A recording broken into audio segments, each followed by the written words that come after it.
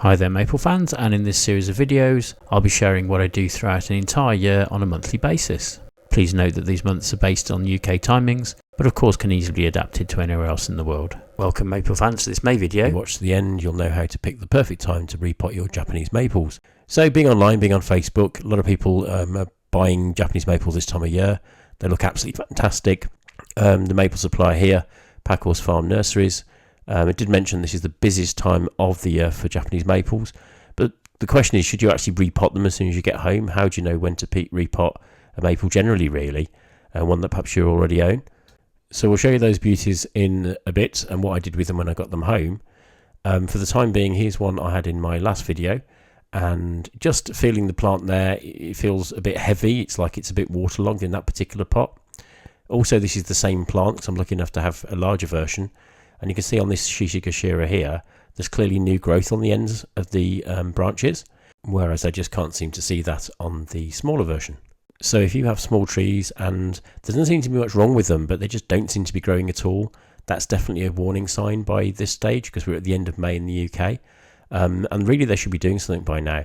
So I can't see any really observable problems on that tree. But then our friend the water meter comes into play here, and we can see that, you know, with the lightest press into the compost, it's absolutely saturated. So that's a kind of another sign to say that I need to do something and take some action there, really.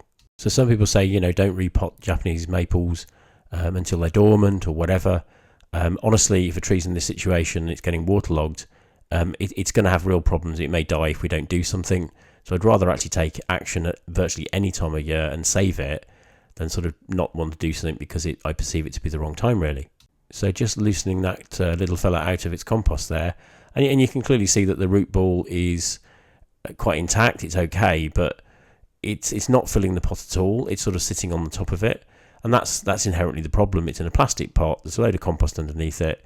So in this example here, you know, this video is about repotting. What about potting down a size? And I think quite clearly in this video, this is an argument to do that. There are some sort of lighter brown and some white roots there as well, so all is not lost. And it struggles. But, you know, sometimes I see on Facebook, etc., people have got trees that just seem to grow, then stop and don't move anywhere. And it could well be that while we experience the top of the tree and die back and branches dying back and have to trim them off, what we don't see is what's going on underground. But certainly dieback can occur underneath the tree anyway on its root system. And that's why even trees in the ground sometimes don't seem to grow very quickly or don't seem to do anything, because actually they're not wet enough to kill them, but they can be sufficiently wet to really, really inhibit growth, which is a real shame, to be honest with you. So on this one, as I've done in previous videos, I've just found a tiny little pot, just about big enough for the root ball, much more sensible, and just look how much compost is not sort of useful to it, really. Just packing a bit in there and using their compost because it's very free draining from the nurseries. Now, trees grow at different rates. This one, if it had grown faster, may have overcome this problem because the roots would have expanded, the tree would have grown and sort of filled the pot quicker. But Shishigashira is not a fast-growing cultivar, so that's definitely a consideration when repotting. Is it a fast grower or is it slow? So we'll put that to one side now, and I'll monitor that quite carefully. So that's on my watch list sort of thing, really. So not looking too bad there, and hopefully that will help it, and then we can get some growth further on in the season. So we've got Shiraz here again. This came in the same size pot, but just look at it. It's absolutely taken off relative to the little Shishigashira. So every plant's different. I'm sorry if you're expecting an absolute definitive answer to repot everything on the 16th of May or something like that, but it's just not how this kind of works, unfortunately. So we'll do the same kind of analysis on this little tree and see what's what. But I mean, the next option, rather than downsizing, which is, you know, a rarity, I suppose, is possibly to utilise a pot that's virtually the same size as the plastic technical pot and take it from there. So we've got some like healthy looking roots there. That looks good, but it's been so wet, it's been so dull this spring, if that's what you can call it, in the UK. I just want to be a bit more cautious, actually. At the end of the day, if we don't put these in a big enough pot, what's going to happen? All we're going to do is have to water them slightly more or something. It really isn't a problem. Whereas there's everything to be lost in a way of overpotting Japanese maples, and that creates a much, much bigger issue. We can almost put more water in, but we can't take it away. So I just think that's a really, really interesting thought. And this tree's done really, really well in the pot that it's already in. I need a pretty good justification to repotting it, really. Why have I done this here? Because actually that ceramic pot, because it's unglazed, will carry the water away even better than the plastic pot will. So I'm not really adding any compost here, or hardly any at all. I'm just giving it sort of even better drainage, and hopefully it'll do really well from that point onwards. So it's really worth discussing, why are we repotting in the first place? Is it because these plastical technical pots don't look brilliant and we want to be in a nicer pot, a nice ceramic one, a pretty pot? And that's absolutely fine. But we've always got the alternative of putting this plastic pot inside the ceramic one, putting some gravel around it, something like that. Then we've got the benefit of the looks, but we've also got the original pot size that we can see here, for example. So here we have this little spider here, which is absolutely gorgeous. I've got one hub thread willow, which is quite similar, but it grows really vertically. Where the look and the shape and the spread of this was just really took my eye. So again, we'll have a look at it. We'll pick a pot and sort of take it from there, I suppose. So just while I pull the tree out of this technical pot there, I do actually take the time of year into account. These have gone through their spring growth spurt now. So they've got all summer to grow slowly, and then they'll have a growth spurt at the end of the summer. But that's absolutely a factor too. Just looking at this one here, absolutely packed with roots. And I've got to say, this is the real advantage when you buy from a proper Acer supplier or a dedicated Acer supplier. Because in so many ways from supermarkets and hardware stores, that sort of thing, you're kind of buying a plant that's a bit of a year too early. They shouldn't really be selling them yet. These are grown on enough, so those roots are in a really good situation. So another reason you can't generalise is that plants bought from dedicated Acer suppliers who value their reputation and they desperately want you to really enjoy your new plant, they will often be in a much more advanced situation, ready to be repotted. They're not sort of being sold en masse as cheaply as possible and been overpotted in the first place. So you may watch my recent video where I did buy a plant from a hardware store. And just to say that you just need to be even more careful to do this. Basically, every tree has a right time to be repotted. There are so many variables that the cultivar, the time of year you do it perhaps, the pot you're going to put in. Just a note before I forget that actually these are unglazed pots, which I prefer because they're porous and some of the moisture inside it will be carried away and it will evaporate off the surface of the pot. Glazed pots hold moisture far, far more. So again, if you're going to pot something into a glazed pot, just be really careful to kind of be very on the cautious side regarding size. So the nursery I bought this from did advise that this doesn't need much water, just spare the water, just don't overwater it too much. I bought it because it's sort of a tiny little leaves, and the new leaves are even tinier. It's quite unusual actually. It's very much a little dwarf, Hema Shoujo, and looks absolutely gorgeous. But again, you go to a dedicated place, you will get that advice. But because of that advice and the fact that I really don't want to overwater this, I'm going to put it in a pot that's very, very similar in size. Now again, some people say, well, why do that? Just leave it in the technical pot.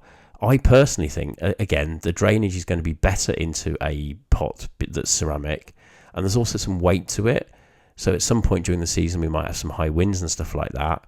So for me, why not put it into something a bit more substantial? There's also the factor that with the black technical pots, if this lands up in direct sunlight at some point during the summer months, then they're going to get really, really hot, where the ceramic ones aren't so bad. And because that water passes through ceramic pots, if I give them a good water, if I know we're having a bit of a heat wave, the cooling effect of evaporation from the pot will actually indeed help. So I found a pot there that's extremely similar. I haven't really added any compost at all, to be honest with you. There's a little bit of in the bottom there and over the drainage hole to kind of build the base up a tiny bit. But again, this is very, very free draining stuff. Quite happy to do this. As before, the roots are in a pretty advanced state, very good situation. Kind of ready for repotting, but again, because I'm advised not to get them too waterlogged, I thought it was wise to sort of keep to a similar size pot really. There you can see the graft on this tree, and it's quite interesting because the rootstock on the right hand side is sort of relatively large.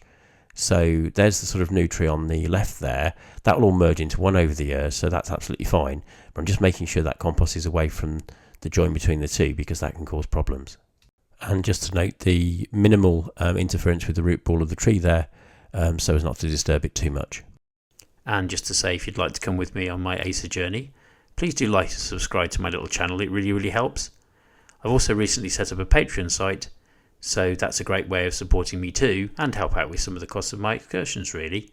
There's also the offer of some personal help if you'd like it, either in a group format or on a one-to-one basis. So what of the third tree, extravaganza here? Interesting that this is the largest tree of the three by quite considerable amount, really. So you just get the impression that this grows quite quickly. It's quite advanced compared to the others, really. I appreciate this is slightly more money, but again, it's quite advanced compared to other similar ones of a similar age.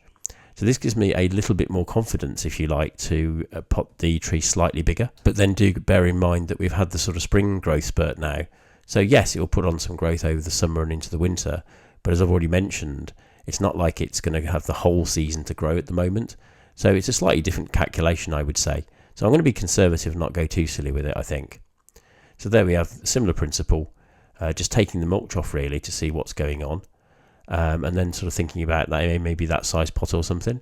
Always good to have a look underneath. You may see sort of roots protruding. Actually, that's fine. I mean, don't panic if you see this. Again, on some of the Facebook groups, people get really worried that it's kind of going to have a massive problem because it's really, really overpotted. It's fine. You could leave that in that pot probably for a couple of years and just water it and it'll be great. But put it this way, because there are so many roots, that just gives me huge confidence to kind of pot him up a little bit, really. It's obviously grown fast to fill that pot as well. The tree's growing fast. There's all these pointers to say that this is going to work really, really well. Now, I know some people say, wait till they become dormant before you repot them. I personally don't agree with that. I mean, do it in repot in March or early April as they leaf out. But my concern is if we repot them, I don't know, in September, October, November, we've kind of no idea what the following spring is going to be like.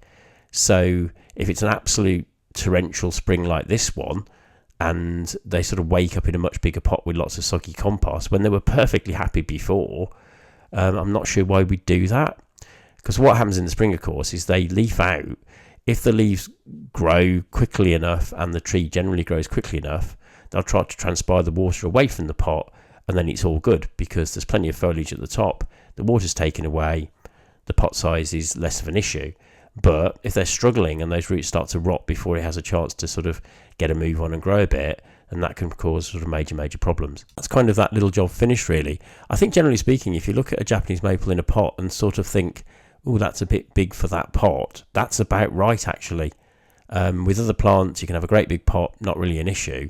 But if you can pot it to the right size and you can pot it when it wants to be repotted, so let the Acer choose really, rather than choosing for it, then they'll grow much quicker. You won't get the root dieback. You won't have massive problems. And also that root ball that fills the new pot is going to protect itself over the winter months and sort of insulate itself. Bear in mind, I've been buying these size pots for like £2 for £4 from supermarkets and that sort of thing, really. So there's not much of a cost issue. And there's everything to be gained by conservative repotting, to be honest. You might just have seen there that I was having trouble getting the water meter stick into the pot. That in itself is interesting. There's plenty of roots in there. It's quite tough. But the Baihu has more water than this Red Sentinel does. And I just want to home in on this a little bit as well, because when you're potting or repotting your trees, look at the foliage on that. It'd be very difficult for water to reach the pot at the bottom. So if you put that into a massive pot, that's not going to be carried away very well at all. And it could get very waterlogged. So basically, it rained about 24 hours ago. And this is not a bad measure, I think. So many of these are absolutely fine. There's enough rainwater falling onto them to do the job, really, through their leaf canopy. And that's all good. But there again, the position of the tree makes a difference. Again, the ceramic pot could make a difference. So that one there, again, fine, really happy with this, because after 24 hours of, some moderate rain, then we're still in the middle there, so that feels about right. But this ceramic potted Cripsey here, lovely tree, by the way, which mysteriously has really taken off this year. Yeah, because it was over potted into the wrong pot. But if you look at that, you can see why. Because it's glazed, it holds onto water much more than a porous pot would. And that makes a real difference. So it's sort of porous on the inside, but ceramic on the out, and that's not help matters. I'm going to leave it. I think it's okay. Hopefully some better weather's coming, so I think we may get away with it. This is a little damaged one that I mentioned before. That's definitely frost damage, but the non-frost damage side is doing really well. So just testing that. Again, it's fine, it's in the middle somewhere.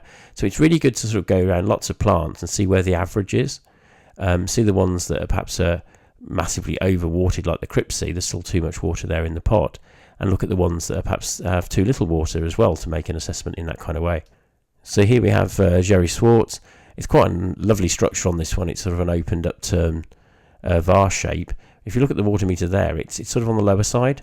And I know this from practice as well. I mean, if you find yourself watering a tree a great deal, then that again is a reason to consider potting it up to a bigger size, because obviously it's getting through all the water in that size pot, so it might be due a big one if you wish. Now I say if you wish, because if you find that the tree is really, really pot bound and you don't want to put it into a bigger pot and go to that expense, and then the tree's going to grow into the next size, the tree's going to get bigger, you're going to need to pay for a bigger pot. The other option is to root prune. So one day I might do that to this cereal, basically take it out of the pot, cut off about 25-30% of the root at the bottom with a saw, literally. Sounds quite serious, but there we go. Take a bit off the edges as well and then pop it back in. If you don't repot, eventually these acers will suffer, but it takes many, many years. So on the Facebook group Japanese Maples UK, someone in the sort of southwest of the country had the same Japanese maple in a pot for like 20 years. So again, it just reiterates that, you know, having a pot that's a little bit too small is far, far less an issue than one that's too big. I also remember last year somebody asking why their maple was sort of drooping and not happy and having some issues. It again was very, very pot bound. It really, really did need to be something done to it. They popped it in a bigger pot. Within a few weeks, it started to recover amazingly well. So I think if it's a larger tree that needs a bit more space, then, you know, that's absolutely fine. Perhaps another consideration is the type of maple itself, the cultivar. This one doesn't like too much water. Again, that's making me hang off repotting quite a while, actually. Really happy with that. Dials in the middle. So every tree is different, and if you follow these really simple pieces of advice and choose the pot size that the tree wants, then, you know, you can have a really, really good experience with Japanese maples, to be honest. So this is Shin to Shoujo. You can see lots of new growth there. The top of the tree is doing really well. You can therefore sort of intimate the roots are doing okay. It's a little bit to the right of normal, but that's fine. It's well within tolerances. Where this Okushimo, which I absolutely adore, and it grows like Billio, it really, really does. I also know this grows very late into the season, so there's a lot of growth left in this. And the little water meter on here is on the left-hand side, so yes, I'd inspect the roots first, but that's a prime candidate.